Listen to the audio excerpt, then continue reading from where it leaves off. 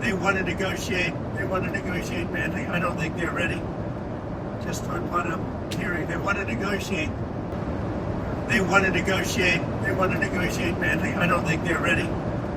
Just on what I'm hearing, they want to negotiate badly, as they should. But I don't think they're ready to do what they have to do. But I think they will be ready at some point. But we're doing very well with respect to that old situation in Iran. We are talking to other countries about working with us on the policing of the strait.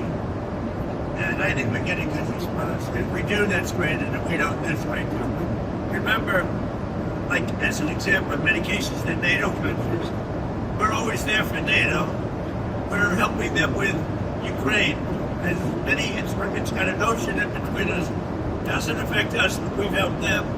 It'd be interesting to see what country wouldn't help us with a very small endeavor, which is just keeping the strait open. And by comparison, it's small because Iran has very little firepower left. Their missiles are down to a low number. You see, they're shooting very few of them. You know why? Because they don't have very many of them. And because we've decimated their manufacturing capability. China's an interesting case study. They get most of their oil, as you know, by car, get a lot, about 90% through the strait. So I said, would you like to come in? And we'll find out. Maybe they will, maybe they won't. You know, there's some other deeper reasons why they may not. They should come in my opinion. It never made sense for years. If you go back and look at what I said years ago, I said, why aren't we maintaining the Hormuz Strait when it's really there for China and many other countries? Why aren't they doing it? And that's because we had weak leadership, to be honest with you. But I'm bringing it up now. So I think even long term, I think it's something that other countries should help us with. And again, remember there's about seven.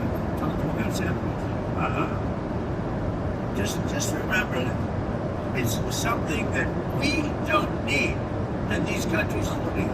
And yet for years, it's like, for years we've been maintaining it, doing a great job.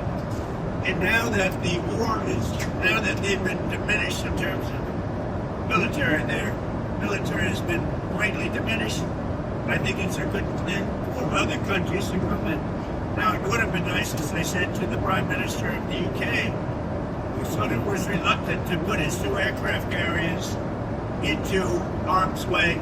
That would be 2 weeks ago. And as soon as we demolished, essentially, pretty much demolished it, not over yet, but pretty much we're in great shape. Let's put it that way, everybody knows. He said, we'd like to send our aircraft carriers. I said, I don't want them after we win the war. I want them before we start. So whether we get support or not, but I can say this, and I said it to them, we will remember.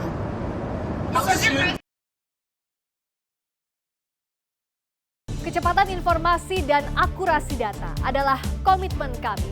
Satu langkah lebih dekat, satu langkah lebih terpercaya. Saksikan Sapa Indonesia Malam di Kompas TV channel 11 di televisi Anda.